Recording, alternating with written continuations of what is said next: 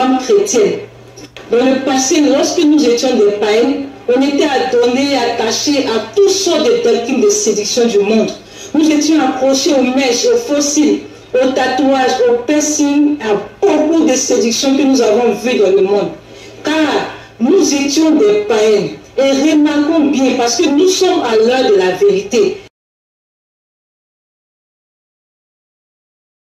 Laisse-moi te dire la vérité aujourd'hui. Remarque bien, lorsque nous partons dans les salons de beauté ou dans les marchés pour soi-disant nous rendre belles, ce sont les femmes musulmanes qui plaçaient nos fossiles, ce sont les femmes musulmanes qui plaçaient nos faux hommes, ce sont elles qui nous tissaient, ce sont elles qui vendaient les maquillages. Pourquoi? Parce qu'en réalité, en vérité, les femmes musulmanes ont tissé une alliance avec la sirène des eaux,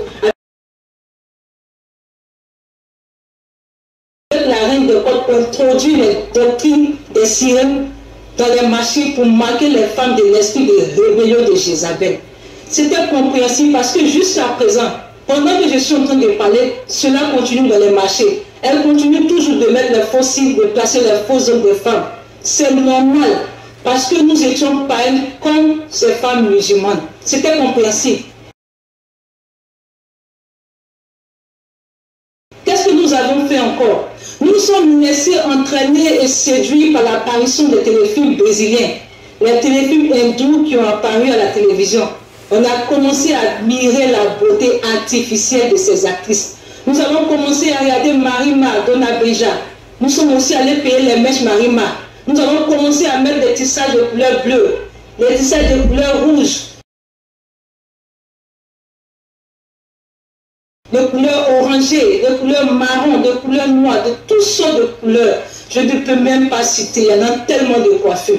Nous avons voulu aussi imiter leur manière de se maquiller. Nous avons vu Ruby mettre le rouge à lèvres rouge. On a commencé à mettre le rouge à lèvres rouge. On a commencé aussi à les imiter, leur façon de se maquiller. Ça, c'était compréhensible. Il y a eu aussi l'apparition des téléfilms hindous. Nous avons vu Salomé Badei mettre un point sur le front. Bien sûr, nous sommes allés aussi mettre le point sur le front sans discernement. Angelina Jolie. Nous avons vu Angelina Jolie se tatouer le corps. Nous sommes allés aussi nous tatouer le corps. Nous avons vu Rihanna faire une coiffure, elle a fermé un œil. Sans discernement, nous sommes aussi allés faire la coiffure de Rihanna. Et cela a paru un moment. Toutes les femmes voulaient faire la coiffure de Rihanna. Nous avons vu Eva Longoria avoir un piercing sur le nez. Nous sommes allés nous percer le nez. Et en plus, l'apparition des publicités mensongères de produits de défrisage pour les cheveux. Nous avons commencé à nous défriser les cheveux. Nous avons détruit nos cheveux naturels. Tout ça, c'était compréhensible. Que nous suivons aveuglement les stars américaines dans leur égarement. Car rien n'est caché aujourd'hui, chers sœurs. Elles ne cachent pas leur appartenance pour le diable. Mais on pouvait nous comprendre parce que nous étions des païens. Moi-même, moi seul, je suis en train de parler. J'étais aussi adonné et séduit par ces esprits du monde. C'était compréhensible.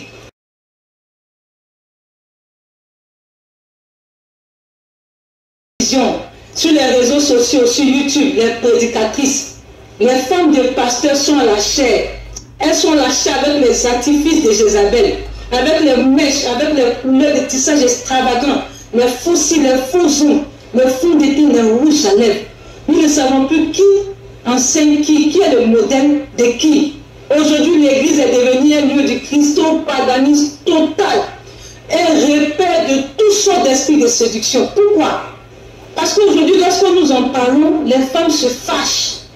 Lorsque nos sœurs attirent notre attention sur notre abomination, au lieu de s'asseoir pour réfléchir, pour se repentir, nous nous fâchons contre celle qui attire notre attention. Nous nous fâchons contre la vérité, tout simplement parce que nous refusons de nous repentir. Nous ne sommes pas obligés d'aller à l'église, nous ne sommes pas obligés d'accepter Jésus-Christ. Mais si nous avons décidé de suivre Jésus-Christ, si nous avons décidé de quitter le monde islamique, de quitter le monde hindou, de quitter les traditions romaines pour suivre Jésus-Christ, pourquoi garder toujours les artifices de Jézabel? Je pose la question à mes sœurs. Pourquoi garder toujours l'apparence des païens? Pourquoi avoir toujours les objets, les mèches, les fossiles, les faux hommes que nous avons pris dans le monde? Pourquoi? Soyons honnêtes. suis donc de naître véritablement de nouveau. La Bible nous a dit, la beauté, elle est vaine dans le livre de Proverbes. La grâce, elle est trompeuse. Mais les femmes qui craignent l'Éternel, ce sont elles qui seront louées. Pourquoi? Avec tous les détours que nous avons fait dans la salon de coiffure, avec tous les différents tissages, les modèles de coiffure que nous avons fait sur notre tête, toutes sortes d'artifices que nous avons mis sur notre visage, quelle est la beauté que nous avons pu avoir qui est extraordinaire? Non, quelle est la beauté que nous avons pu avoir qui sort de l'ordinaire, qui dépasse l'entendement? Au contraire, nous nous sommes détruits le visage. Aujourd'hui, beaucoup de femmes chrétiennes se retrouvent avec la déventure de leurs cheveux arrachés. Certains même ont des ongles abîmés. D'autres, leurs yeux aujourd'hui, elles n'ont même plus de cils. À force de mettre toujours les faux cils. Il y a d'autres même carrément l'apparition des boutons, des fards, des taches noires sur le visage à cause du maquillage en un point fini. Où est la beauté que nous avons pu avoir qui est extraordinaire? Au contraire, pour cette beauté vaine et éphémère, nous nous rébellons contre la parole de Jésus-Christ.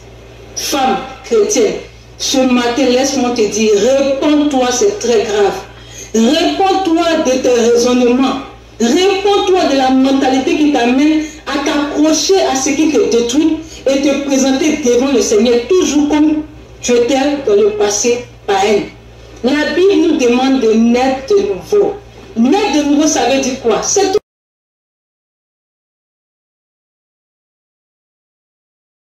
simple. Quand nous étions plus jeunes, à l'âge de 15 ans, 16 ans, 17 ans, nous étions sans artifice, sans maquillage, sans fond de teint, sans envie, sans convoitise, sans tatouage, sans piercing, sans couleur de mèche extravagante. On était tout simplement très belles. Voilà à quoi nous ressemblions quand nous étions jeunes. Jésus nous demande de naître de nouveau. Jésus nous demande d'être ses filles pures, saintes, sans envie et convoitise du monde. Voilà ce que nous devons être dans la présence du Seigneur. Marquer la différence entre les païens et nous, femmes chrétiennes. Nous sommes à la fin des temps. Réponds-toi, c'est très urgent. Réponds-toi afin d'avoir droit au salut. Le royaume des cieux est réel. Ce n'est pas une question d'amusement. Réponds-toi. Si tu veux suivre l'égarement du monde, sois honnête. Retourne dans le monde sans problème. Mais si tu veux suivre Jésus-Christ, pourquoi tu ne suis pas la Bible, qui doit être normalement ta boussole? Et tu suis les films brésiliens, tu suis les films hindous, tu suis les femmes islamiques. Non! Si tu as décidé de sortir du monde, sois honnête et réponds-toi, c'est très grave. Voilà le message que je voulais adresser à toutes mes sœurs chrétiennes.